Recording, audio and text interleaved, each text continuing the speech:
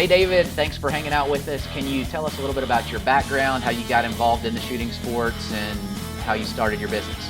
Oh, absolutely. My background is all law enforcement. I've got 21 years as a local police officer, and I began as a training coordinator in 2005 and wound up being a firearms instructor for our agency. And from that, I went over and started teaching the civilian side. Okay. Tell us a little bit about Harrington Shooting Sports, how that all developed for you. We started in 2007, and I started at a range with a friend of mine, and a local range in Charlotte. And we started out teaching concealed carry, and that turned into basic handgun shooting for students and private lessons, and that's turned into training on shotguns. The only thing that we cannot do there is rifle training. Okay, great. So from how long have you been teaching now? That's 2000, 2007 until now. 2007. 6 years. So when the average person, who's your average student, or can you even quantify that? Generally it's probably a lady, and I would say between mid-20s and 40. All right. Would be, on average, as far as especially for new shooters, for our basic handgun. Concealed carry is slightly different, but day-to-day basic handgun, it's probably ladies. I would venture to say 80 to 90% of my clients are ladies. That's awesome. Kind of a ladies' man. No, I'm just kidding. I know you're a family man, but so what do you wish that every student that came to you knew beforehand? For the students that are looking for defense, right? My wish is that they would sit down and really think about the use of that firearm. Okay. How are they going to use it? Are they going to have to ever use it against a person? I find it, I don't want to say amazing, but interesting how many students will show up to class and we start talking about, hey, if you ever have to use this firearm, are you willing and able to? Right. And you can see the looks on their faces where they haven't really sat down and thought about, number one, can they use it? Number two, whatever their faith may be. Yeah. I get a lot of questions about that, which is not my place to answer, but, they have to really sit down and consider these things before they own this gun for defensive purposes. Now, on the recreational side, I think the worst part for a lot of students with new firearms is realizing the, how loud it is in indoor range. Do you always teach indoors? Have a problem with that. Do you always teach indoors? Currently I do. Did I lose you on that? No, I'm still here. Okay. Currently I do. The bigger problem is in our area, being in Charlotte, there's not a whole lot of outdoor ranges, and I'm kind of particular to the one I teach at right now. So Absolutely. I try and stick to it. Sure. Well, are a high percentage of your classes concealed carry classes? Did I read that right? I have to be honest with you. What I'm typically doing is one concealed carry class a month. Okay. Sometimes it'll be two, depending on the number of students, and one basic handgun class a month. Okay. However, after Sandy Hook, this year has just blown up. It was at least two of each. I was teaching just about every weekend up until probably June. Wow. That's a lot. Absolutely. So what carry guns for that crowd do you end up recommending, or do they normally already have a gun when they come to class? For the concealed carry, they typically have a gun. Not everybody does, but a lot of them do. For basic handgun, I have to be honest with you, Brian, I don't recommend individual brands to people. Sure. I'm looking for, what do they, I hate to say it, but do they like the way the gun, the things I look for, do they like the way the gun looks? Yeah. I know that sounds weird, but it's important. Sure. Price is huge, obviously. How much are they willing to spend? I find it interesting that a lot of people don't realize how much guns are, but, on the defensive side, the first thing I tell them every time is, well, what's your life worth to you? Sure. What's an average price you're willing to pay? I'd have to say that range is probably between $400 and $800, generally speaking. For semi-auto, I'll tell them, hey, can you operate the slide? Yeah. Do you like the safety features that are in place or that are not in place? I'm one of these guys. I believe in less. I don't like thumb safety or anything else I have to operate other than get the gun out of the holster and use it. That probably comes from my police background, but that's what I'm used to. Sure. For people shooting revolver, I want them to understand what the average number of shots fired in a real shooting are, and compare that to how many rounds that revolver will hold. What is that? Generally 5 to 6 okay. rounds that revolver will hold. However, what they need to understand... No, in the shooting.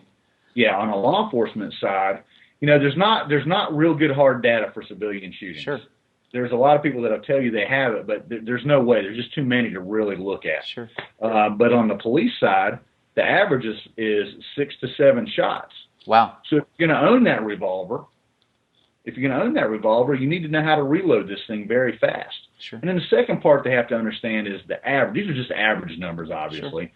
But the average hit ratio in a law enforcement shooting is 18 to 22%. Sure. And these are well-trained people.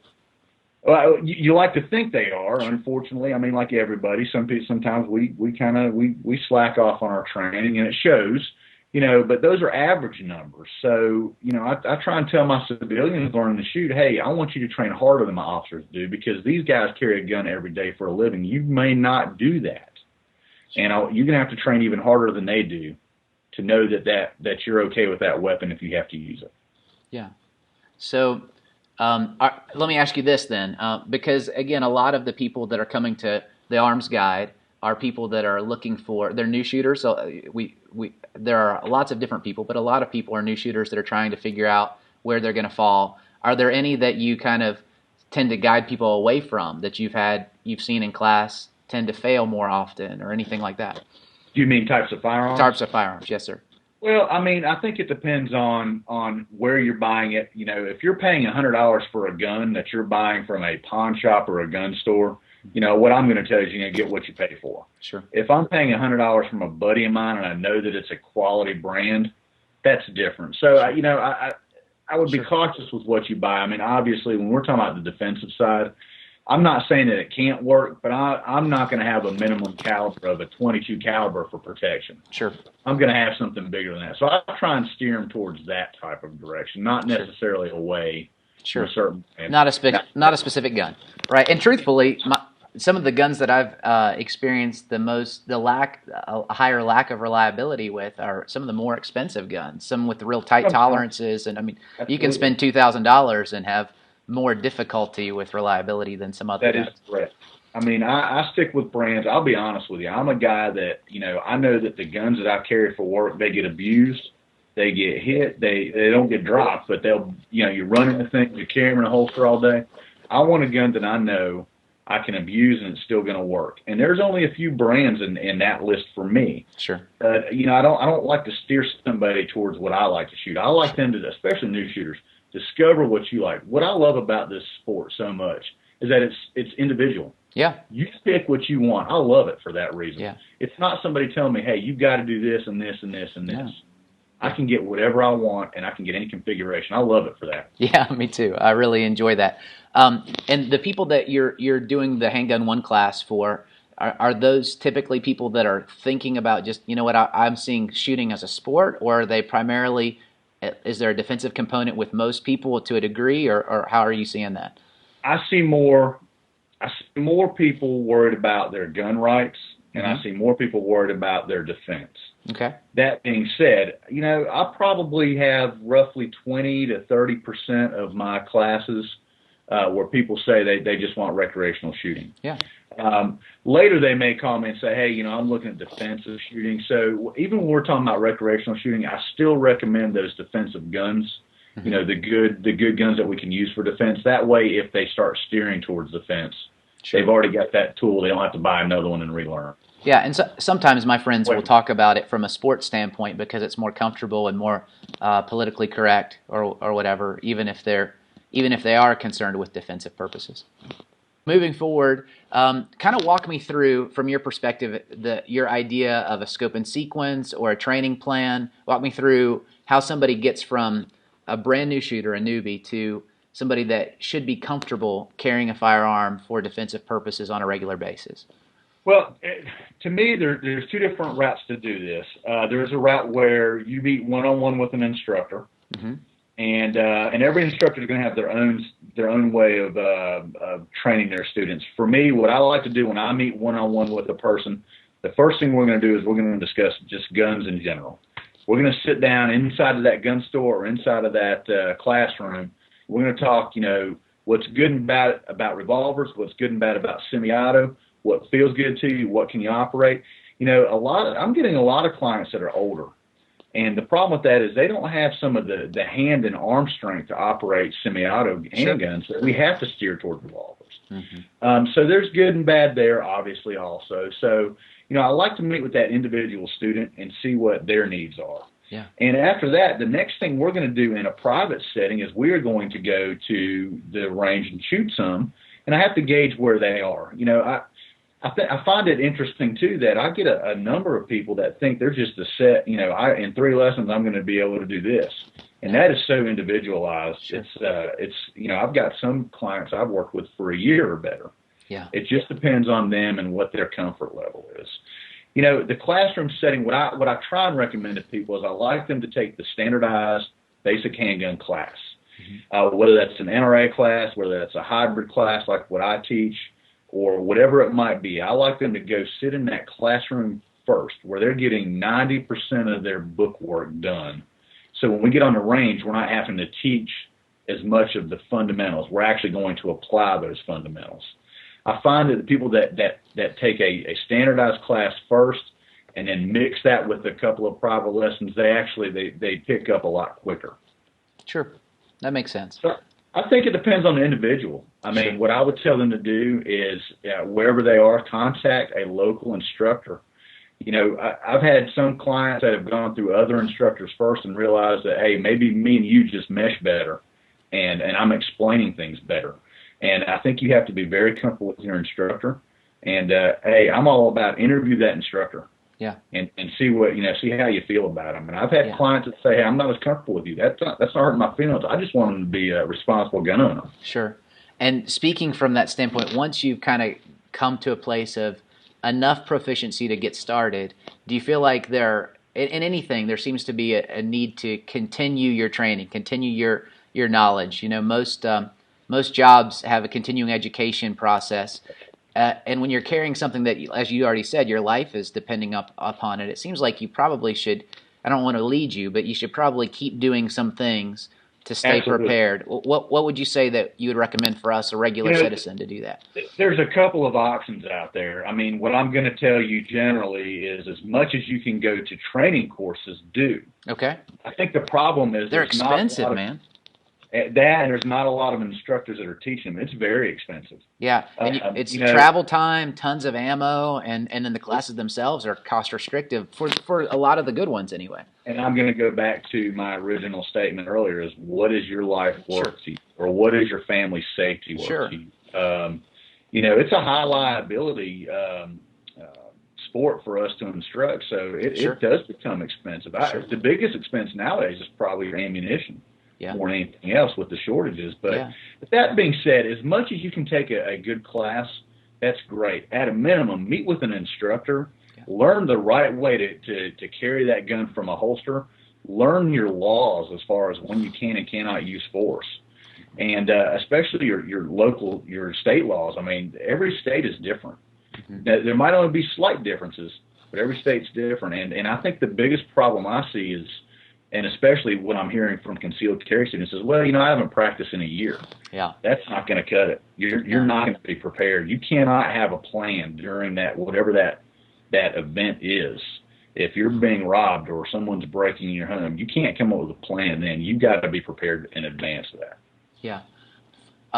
Is there a way to maintain your skills as a concealed carry kind of citizen that is in an urban environment like I happen to be in, where most of the ranges are indoors and pretty restrictive as to what you can do? Are there some things that we can do to supplement our range time in between those classes? Oh, absolutely. You can train at home all day long for free, and I recommend it. Okay. I recommend buying the snap caps, those dummy rounds. Yeah. I recommend, obviously, double and triple checking to make sure your gun's unloaded, but practicing with that holster. Yeah. Not only with that holster, and then practicing concealed if you're talking about concealed carry. Sure. Practicing your magazine changes, practicing, tactical reloads, emergency reloads, anything that can happen to you. If you could stand outside in the rain and practice this stuff when it's 20 degrees outside, that's even better. Yeah. I know that's not practical. but as much as you can train at home. I'll tell you a story. Yeah. And it's happened to me one time in training, and unfortunately, I don't know if it's good or bad. My kids probably know more about tactical movement of SWAT teams than kids should ever know. I fell down one time going up a flight of stairs during active shooter training, and it's because I was moving too fast. So now I practice that at home. Now, this is something that I would probably only ever use at work, realistically. Sure. I practice it at home, and my kids will stand behind me and help me, work those stairs the right way, as if there's a team behind me. There's so many things that, whatever you can imagine, you can practice at home. One thing I'll tell you for home defense while we're talking about it, especially at home, is, one thing I recommend to my students is figure out within your own house, whether it's your house, whether it's an apartment, whatever it is, the longest distance from point A to point B that you have direct line of sight without a wall in the way. That is the distance you need to practice with on the range. Okay. That's the max distance you will probably ever have to shoot at someone to defend yourself. Sure. If you're outside of your home and they are going to rob you or steal from you, they're going to be really close to you. Yeah. So for max distance on a range, other than just to test your skills, if you're talking about defensive practice, that's how you figure it out. The other thing we can do at home that I think a lot of people forget about is nighttime. Unfortunately, around 60% of law enforcement shootings happen in low light or nighttime conditions. Well, I would venture to say civilian shootings are probably around the same percentages. Yeah. You've got a tactical advantage within your home at night. Practice it. Yeah. Know where you can sit, what you can see what your home looks like at night. And I think the next biggest piece of training you need is flashlight training. Yeah. And that's tough. There's not a lot of instructors that offer it. Yeah. But it's is that something that you do offer? It's something that I teach one-on-one. And it's a couple of years coming. I teach law enforcement that. I'm trying to get a civilian course together for it, but I do teach one-on-one low light training. Okay, very cool, very cool. Any recommendations as far as you said that there's a tactical advantage within our own home? I assume that's because we know our home and somebody coming into it doesn't know it. Absolutely. Are there any things that we can do to kind of think through a plan for our families in effectively? Every home's different. How would you recommend we do that? I mean, what I'm going to tell you, and you've known me for a while. I'm a pro-gun guy. I'm all about our Second Amendment rights and our rights to defend each other, ourselves. But what I'm going to tell you is, I would also say, look at that firearm as your last line of defense. Yeah, I agree with that. Yeah, not your first line of defense. I'm one of these guys. I used to teach crime prevention when I was a community resource sergeant, and I believe in leaving your porch light on like we used to. A lot of people don't do that anymore. I believe in alarm systems. Yeah. I believe in having if you are an animal lover and like dogs, a dog that will at least bark and wake you up. Yeah. To me, if they make it past all these things and they can still get to me, I'm not prepared properly. That gun is the last line of defense. While we're talking about it, I'll tell you up front to anybody that's looking at this and watching this, I do not believe in a gun on the nightstand beside me in any form or fashion. I think that's unsafe. I think there's too many things that can go wrong. It could be my child walks to the door and I wake up and I'm groggy and I grab that firearm. My gun is across the room from me. Yeah. I have to physically get out of bed. And I think that's important. That's why I say that's my last line of defense. So if I've got the lights, I've got the alarm system, I've got an animal or a dog that may bark, and I'm still not up to get that firearm, I was not prepared properly. Sure. How do you feel about like those bedside kind of biometric things that you've got to do something to get it, you got to get out to get into it, that kind of thing?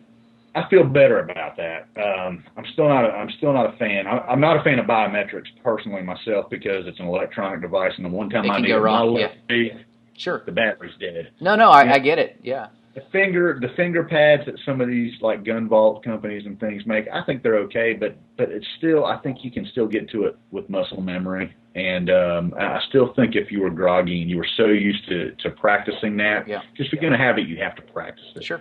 I think that you could still get to it. Now, personally, I'm not a sleepwalker. If somebody is, then this might not work for them. I have to physically get out of bed to get to my firearm. So it's a little bit different. And mine stays in a gun box. And now it's unlocked when I'm home, but it's locked when I'm not home. Yeah. Well, that kind of brings me to one of the questions that I was going to ask you about. I'm a young father, and that's a huge level of importance for me, protecting my children. How do you feel about, in general, keeping your firearms safe from those young kids in the house. Is that the way to do it? Just keep them locked up from your standpoint, or do you have another? Well, obviously, depending on what your state rules are. Sure. Our state laws are they have to be.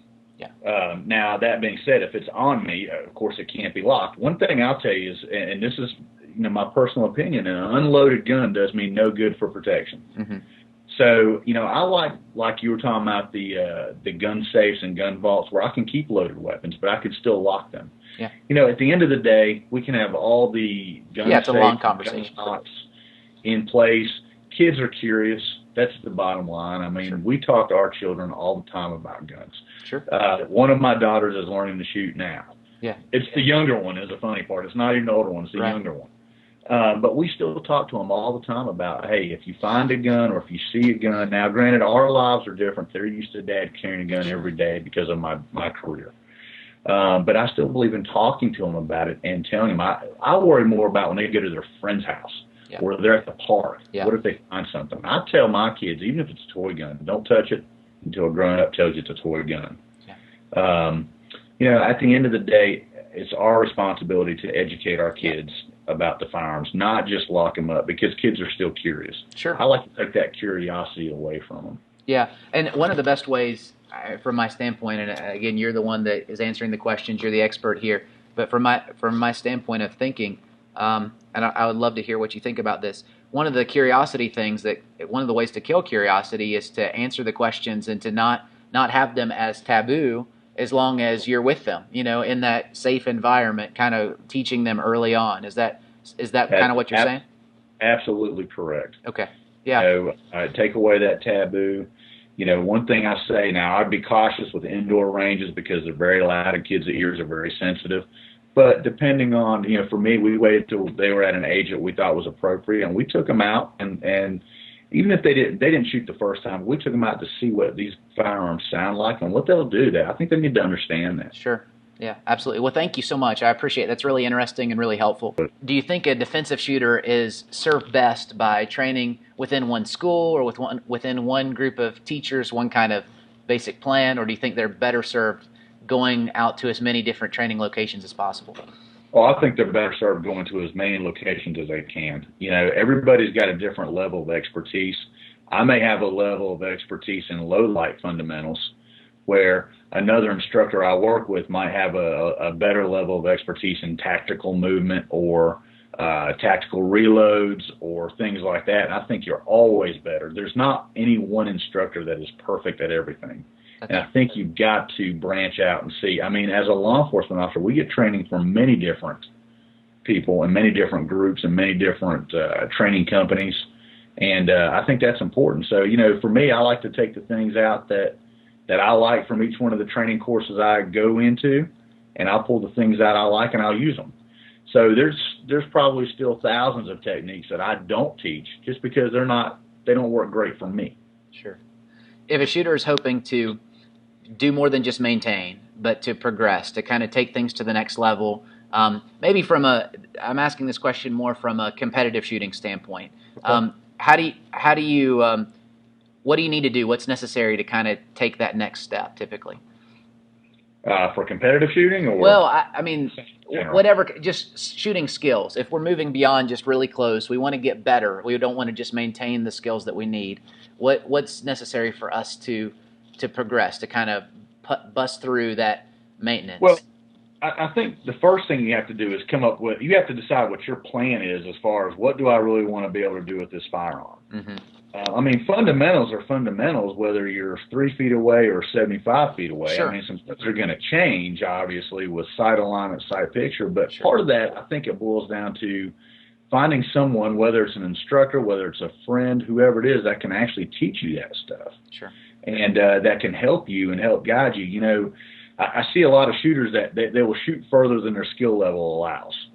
And all of a sudden they're missing the target and getting frustrated. And, to me, I don't care if you're at 3 yards or 25 yards, the shot placement should be the same. What's going to matter is you have to realize you're going to have, some muzzle movement. Sure. That's going to change impact locations. However, fundamentals are fundamentals, but if you're a shooter that doesn't understand those, you're not going to get better. I think, one mistake while we're talking about it, though, that shooters make is they think if they're okay at 3 or 4 or 5 yards, which is great for defensive shooting. Well, I'm going to be okay at 15 yards, which is absolutely not necessarily the case. It depends on the person. Right. You have to find somebody that can help you get through those sections and sure. teach you. Well, those fundamentals are the same. At the end of the day, though, you got to have a plan. You have to decide, where do I want to go with this? Yeah, how far do I want to take it? Yes, absolutely. Yeah, and fundamentals correct me if I'm wrong, but fundamentals are fundamentals. They're the same, but they need to be more precise the farther out you get, right? I mean, you have to take those and really dial them into the small nuances of your grip and your sight alignment and all the rest. Breath control, right? And breathing and everything. The further out, distance is not our friend, just like time is not our friend. Sure. And I think what people need to understand is an 1/8 of an inch of muzzle movement at 3 yards is going to be a lot different than an 1/8 of an inch of muzzle movement at 25 yards. I mean, you could throw your bullet a foot. Absolutely.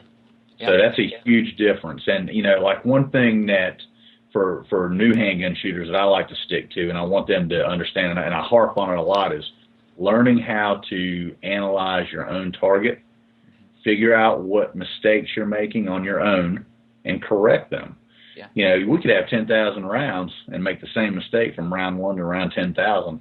Yeah, and you just make it worse then. You practice your mistake. You make it permanent. Yeah. And that's the key. So I harp on target analysis a lot when I teach people. Yeah.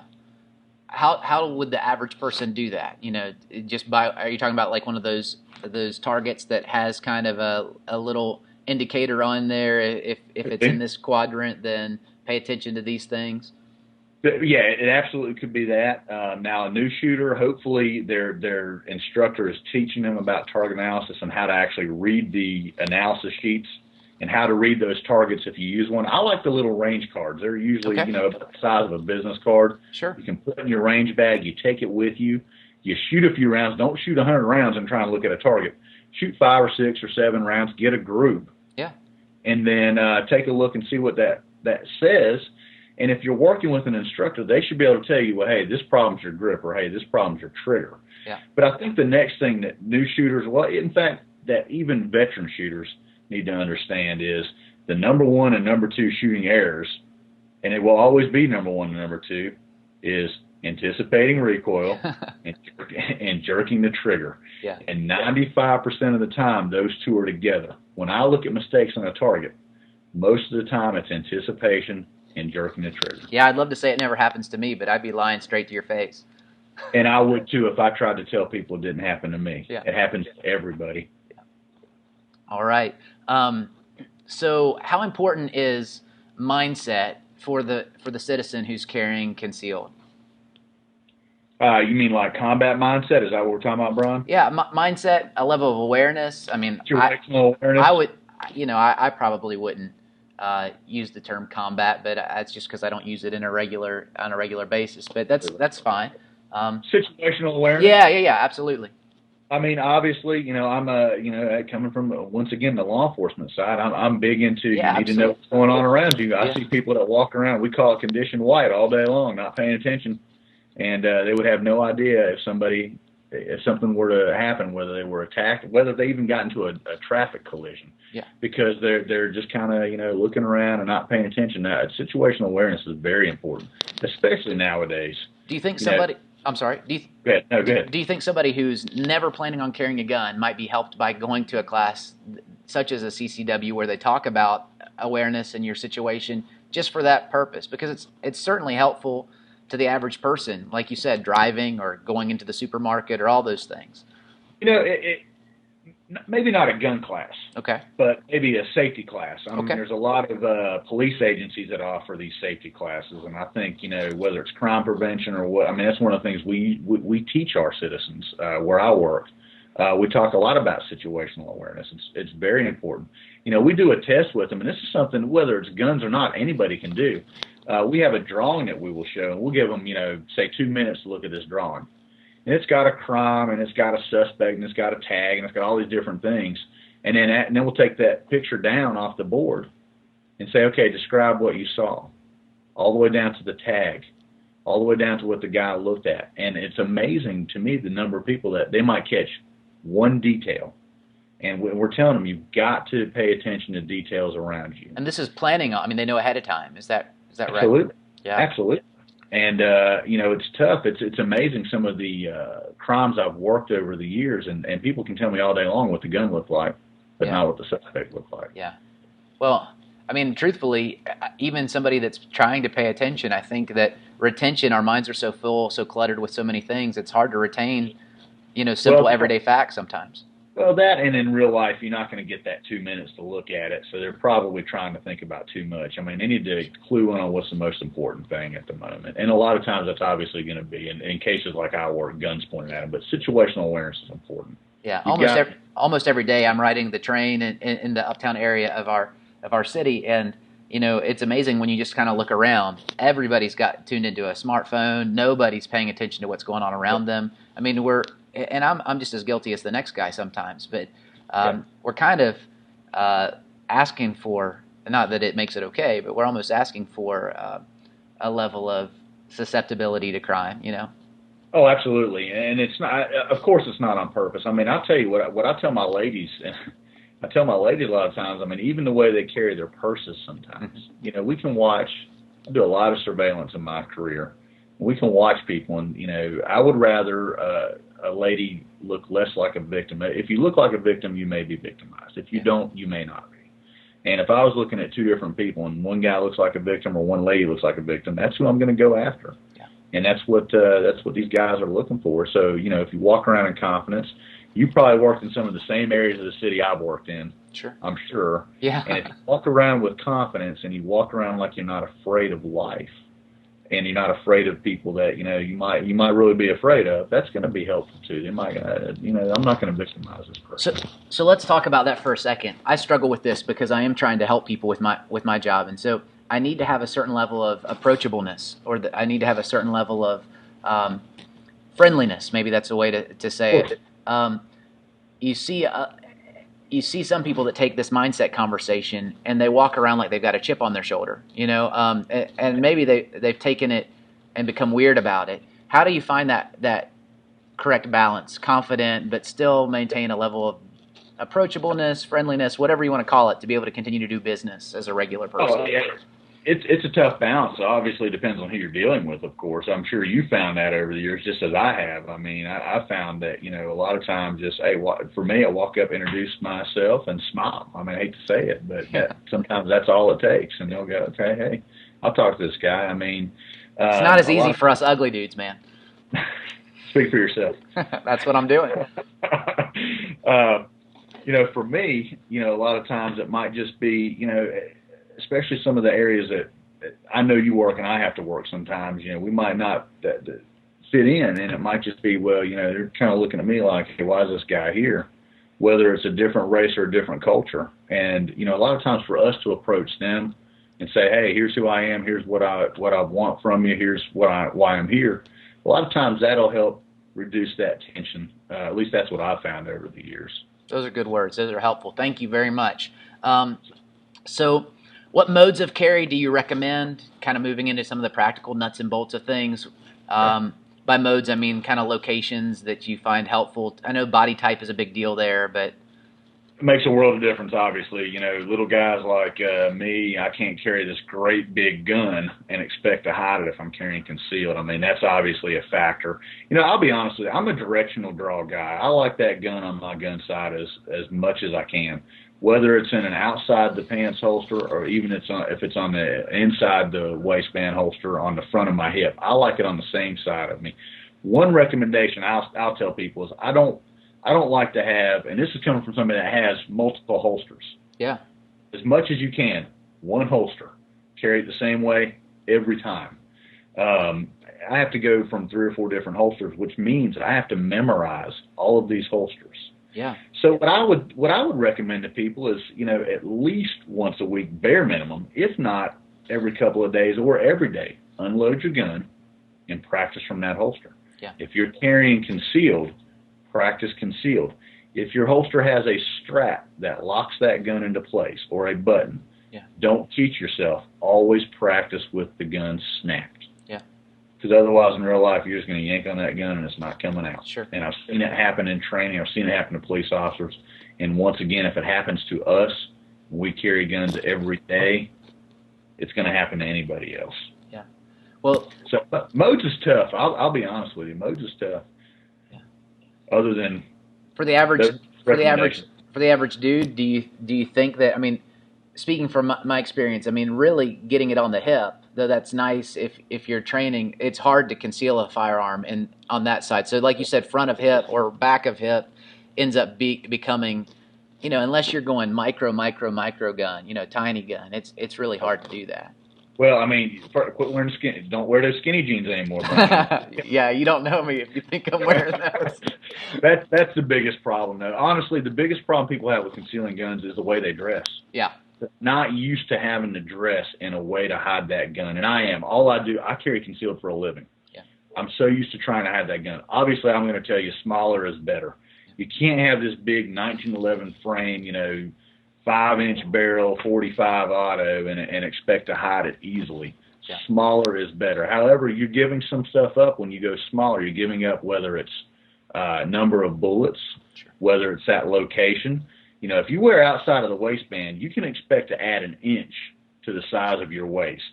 If you wear inside the waistband, you can expect to buy some new pants. Not me, man. I was already busting a sag. But that's the problem, though. I see the other thing that kind of strikes me, and I watch people when they come to my concealed carry class. I'm looking at the way they're dressed when they first walk in, and I'll carry concealed. When I teach, I carry two guns. I carry a pocket gun concealed, and I carry a gun on my waist concealed. And I'll ask people throughout the day, or when we get to the concealed carry portion, how many guns are on me? Everybody says one. They don't even recognize that pocket gun. So it's going to depend, once again, on what's the gun's use. I'll tell you, obviously, with a little tiny, 380 that's in my pocket, you're not going to get a lot of distance out of that gun. However, you also have to realize that odds are going to be very close if someone were to attempt to rob you. So what is the use of that firearm at the end of the day? It's amazing to me the number of people that walk in and they've got their shirts tucked in, they're wearing these clothes. And I'm telling you, you're never going to be able to carry concealed that way. Well, I had to. It's such a rough reason to have to walk around without your shirt tucked in all the time. But I think that I got some cool points, but by having to learn. There's some holsters there though too that'll help you if you're like me and you. Sometimes you got to wear these nice button-up shirts and ties. There's holsters that help us. That's true.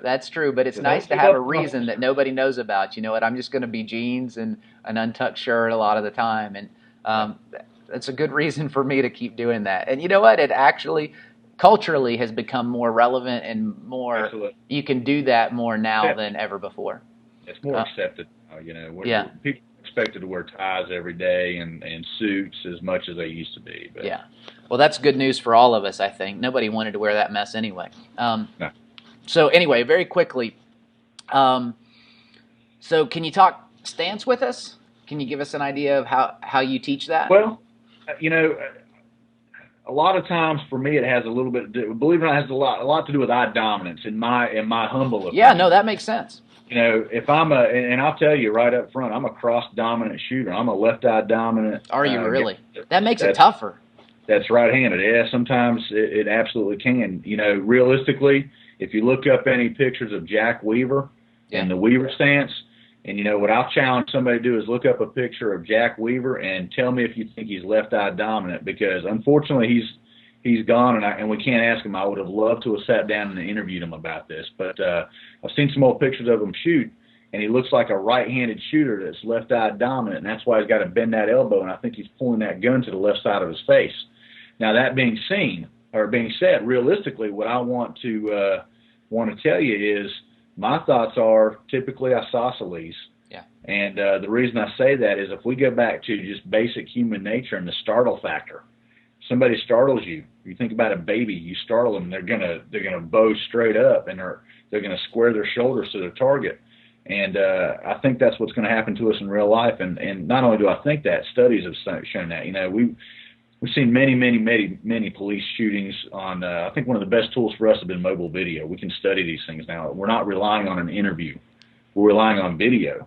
And we can see all these officers involved in these shootings, and typically you see isosceles. Yeah. Now, the bad news about isosceles, Brian, is you're a big target. However, I was a big target anyway. Well, not you. However, the funny thing, though, is if you go back and look at any weaver stances, and I've taken pictures of students, they don't believe me. I said, you're still squared up to your target. Take a picture in class with a cell phone. And their hips might be turned a little bit this way, but their upper body is still squared up to the target. So, I go back to what's realistically going to happen to you. In real life, you're probably going to wind up in an isosceles because of that startle factor. So why not practice it? Now, that being said, both stances have their place in this world. Sure. So you can't realistically shoot an isosceles from a barricaded position, so you've got to know that weaver stance also. Yeah. But what I'll say is, as an instructor, a lot of my cross-dominant students like that weaver stance. Yeah, that makes sense. And is that something that you end up doing yourself because you have that cross-dominant? I do not. I can. Yeah. I will still shoot isosceles because I'll go back to my original stance in real life. Sure. Realistically, through the studies that I've done and the training I've been in, we're probably going to wind up in isosceles. So I practice that most of the time. I think because of my cross dominance, I can easily adjust to that weaver, maybe a little bit easier than right-eye dominant shooters can. But I still practice the isosceles. That makes sense. Are there particular calibers and maybe even a particular load that you end up recommending to your graduates, people that have gone through your program, and they're asking about what they should put in their gun? Well, to me, for defensive purposes, the minimum that I would ever recommend would be a 380. Okay. So I'm not going to recommend a big 50 caliber that you're going to carry around or anything like that. You mean you don't have a Desert Eagle in your pants, bro? I mean, I'll carry one if somebody give me one, but I'll take donations for it. Yeah. I would say your normal range of ammo, 380, 38s, maybe 357, or I think generally you're okay with a 38 or a 38 plus P probably.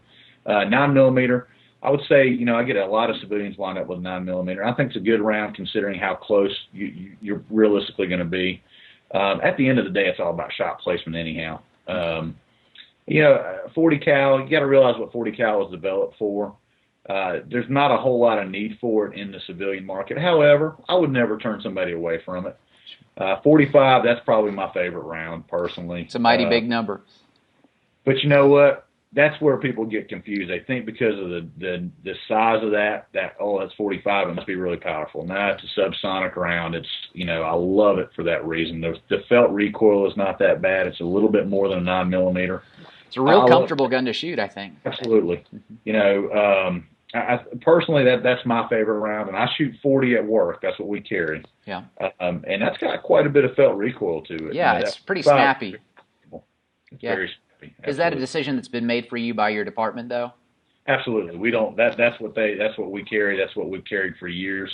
There's a lot of factors that went into that decision. Obviously, I can't go into some of those because they involve Sure. real life incidents. But I think what people need to remember is that 40 caliber, developed from the 10mm, which came from that Miami FBI shootout years ago, and they were worried about penetration with the 38 caliber. That 40 is really designed for deeper penetration. Does the civilian market need it?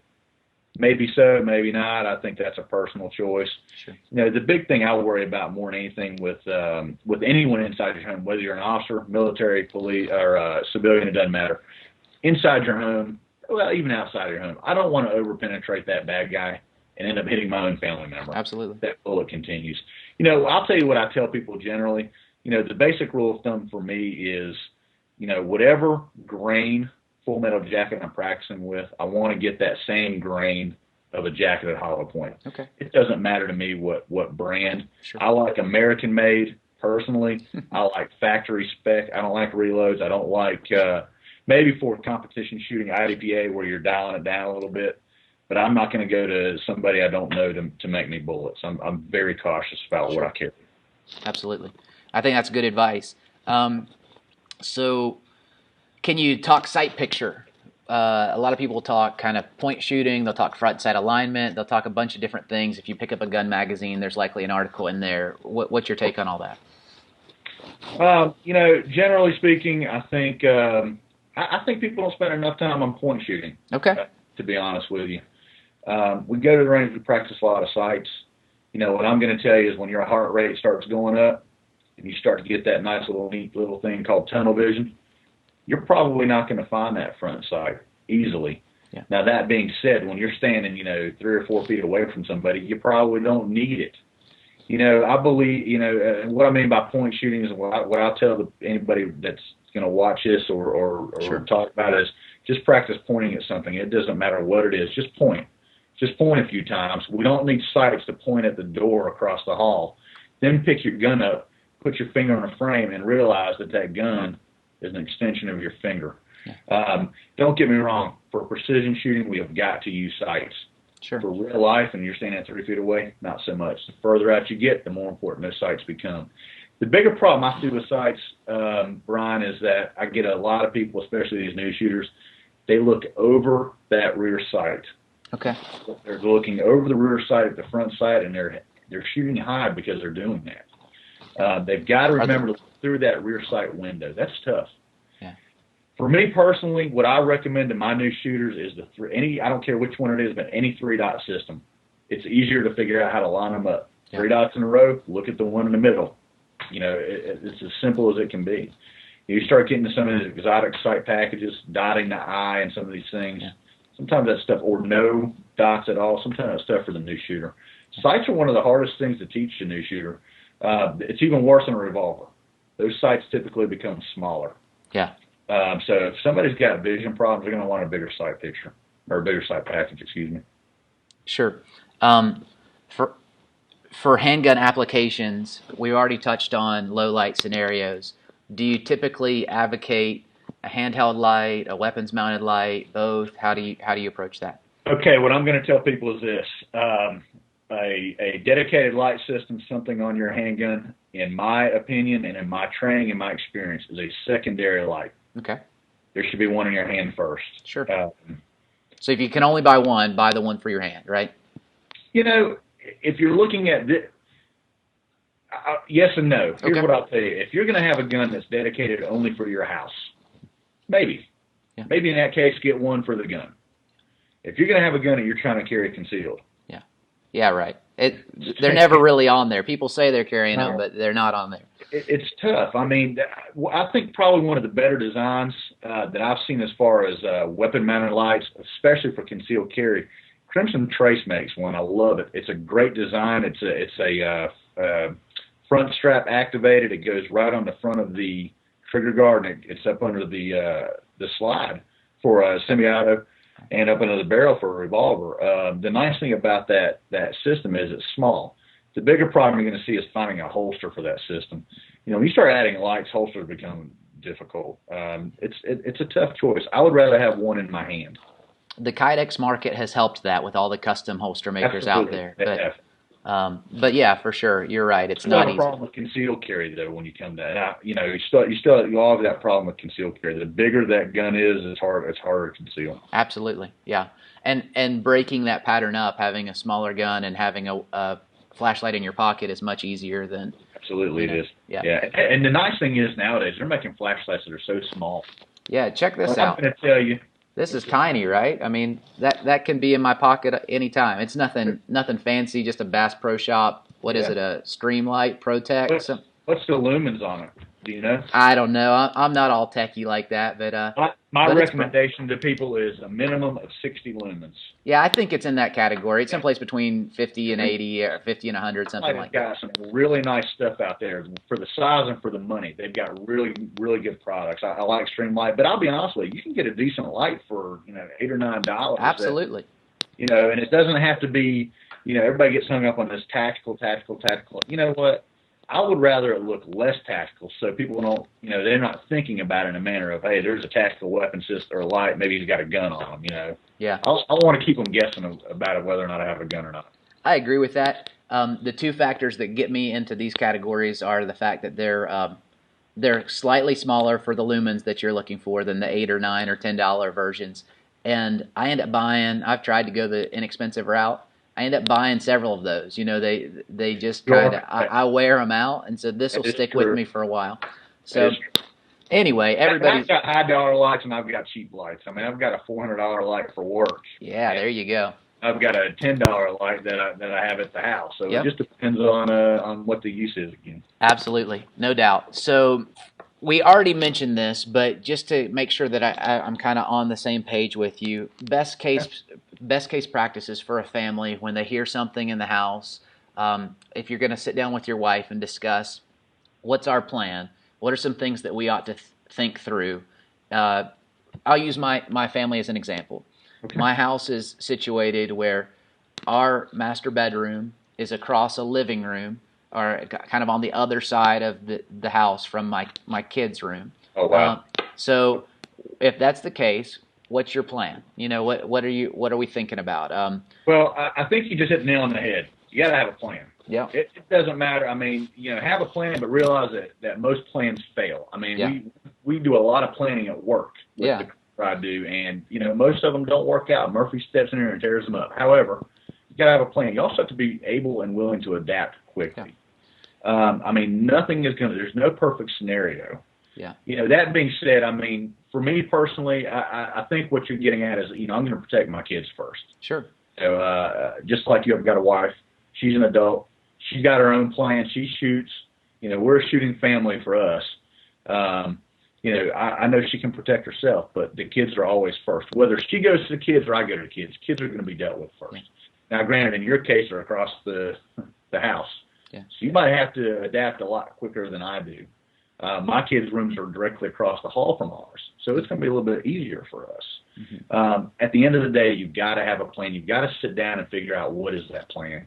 I'll go back to what we were talking about earlier. That gun's your last line of defense, not your first line. If everything is done properly, in advance of whatever this incident is, such as the alarm. I'll tell you, Brian, I'm a huge fan of alarm systems. Yep. I believe in them. I believe in that monthly fee. It's worth it to me. Somebody tried to break in our house one time when we were out of town, and it probably saved, items that I own. I'm not worried about a TV. I'm worried about things like guns getting out on the street. Sure. So I'm a firm believer in alarm systems first and foremost. I'm a firm believer in keeping your lights on. It doesn't cost you that much every night. You're right. Criminals do not like light. I mean, it's just the way it is. Yeah, and what's your life worth, right? I think those two things up front will help save, you some time and energy, in your planning. It'll buy you some time to get to your kids or whatever. You've got to have that time, Yeah. I'm not a believer. I'll tell you up front, I'm a believer in stand your ground. I'm not a believer in retreat. That being said, I'm also not this guy that wants to have to shoot somebody just because they come in my house. That's my last resort. For me personally, I'll say what I tell my students is, hey, if I ever have to shoot somebody, I hope it never happens, but if I ever have to, I want to know that was the right decision. Sure. I want to know that I don't want to have to second guess myself. I know psychologically we will probably second guess ourselves. I know that through training and experience with other officers. But that being said, I'm probably going to move one room. So if somebody was coming in my front door, I might move one room to a living room. If they and I'm going to give them warnings. If they continue towards me, I think that pretty much just clinches, hey, they are there to hurt me. They're not there just to steal a TV. They're here to hurt me or someone in my family. And I think that for me, that's going to take away that second guessing. I tell you, and there's probably people out there that have these dreams. And more than likely, you guys have officers that are at least police officers that are reading and seeing this. And I'm going to tell you, there's this neat little phenomenon out there called cop. We call them cop dreams. And there's dreams where, and you may have had them yourself, where, hey, I'm shooting at this person and bullets are just falling out of the gun, or I'm hitting them and it's not working. Yeah. Believe it or not, a lot of times that is a training issue. I used to have those dreams. Really? I started training more, and they've gone away. I think it's psychologically you trusting yourself is what it boils down to. And that's really interesting. Well, there's a guy that writes a lot of books. His name's Dave Grossman, Lieutenant Colonel David Grossman, and he writes a lot of different books for police officers and military about, unfortunately, having to kill people.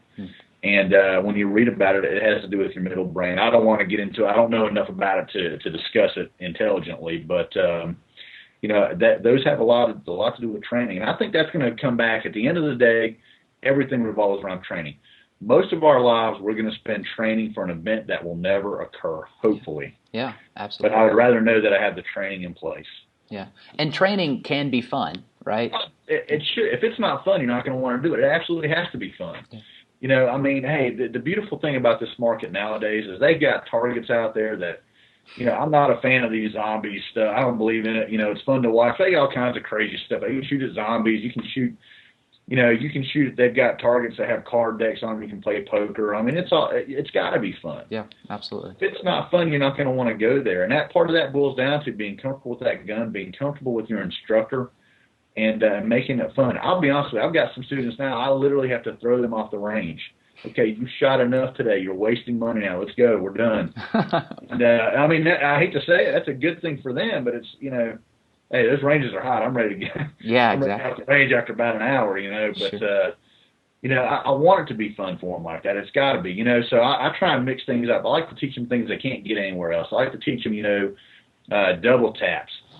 I like to teach them how to do, you know, draw from that holster.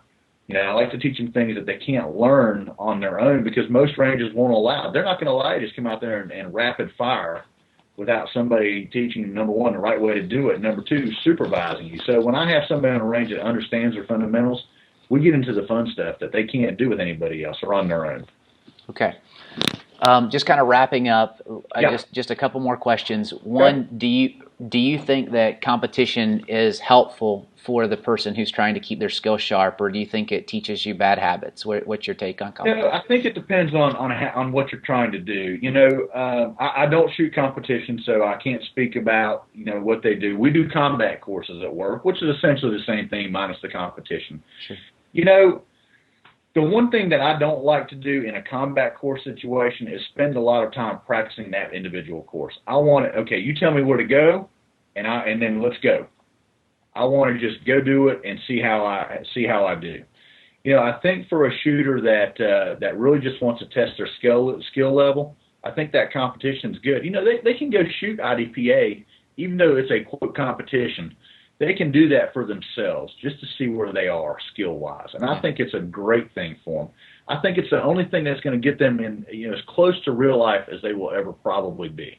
Yeah. I think it's a very important thing to do. I wish I had time to do it myself to try. I just don't. There's no time. Sure. You know, I can only compare it to the combat courses we do at work. I would say, you know, as much as you can, don't go through it 50 times and then shoot it because you've already trained yourself what your reactions are going to be. So for the competition shooter out there, or the guy that's thinking about doing that, that means go to a club that is changing up the stages from month to month or from week to week. You know, not the club that has the same stage over and over again that you're getting in the habit of dialing in. Though you might gain confidence that way, you're probably going to lock in. Is that what you're saying? I think you're losing skill by doing it over and over and over. You know, fundamentals we have to do over and over and over to develop muscle memory. But I think when we start getting into movement and target acquisition, we want to change that constantly. Yeah. You know, we want to change. I mean, even, you know, number of rounds we shoot day to day on our range. Anything we can do to break up that pattern. Well, for me, the most helpful thing about it is not so much thinking that this translates directly to a defensive scenario, but just the pushing your skill level, and that because there's changing the stages, just keeping thinking on your feet. You know, having to do these things while you're moving, while you're doing other things. That's the most helpful. Help you in real life if it ever happens. Absolutely, that's going to help you. I think that's very important for a new shooter. I mean, I recommend when I teach basic classes, hey, when you get comfortable here, look up IDPA. Yeah. You know, or look up, because we have that stuff local. You know, as you know, it's local. Yeah. And at a minimum, go watch it. Yeah.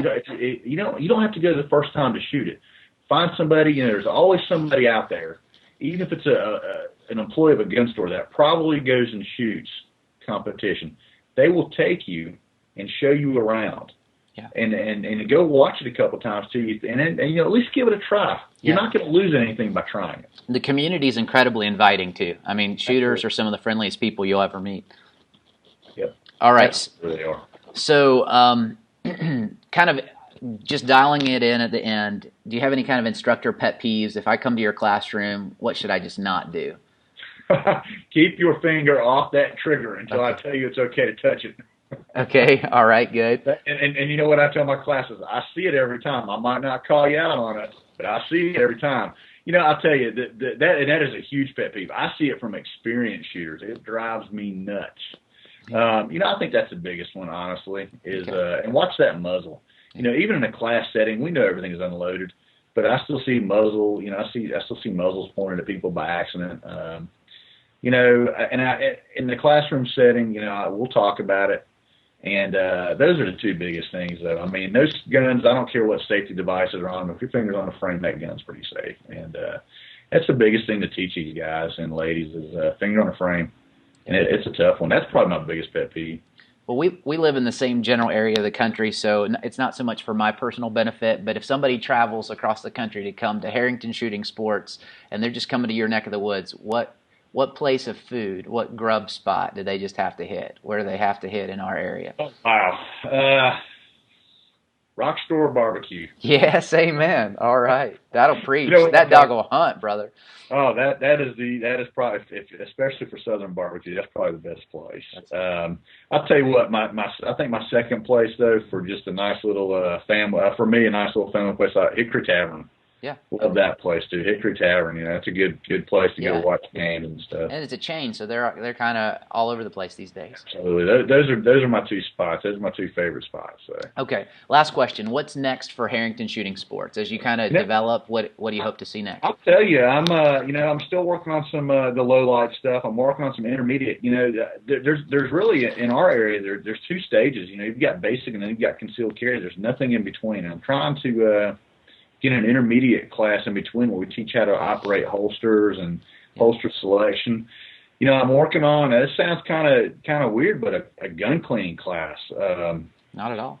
I get so many questions. I can teach you in a basic class. Hey, here's some basics of gun cleaning, but I want to get something together where we can individually, maybe have 10 or 12 people in class for a few hours, but teach them how to clean their guns and clean them the right way.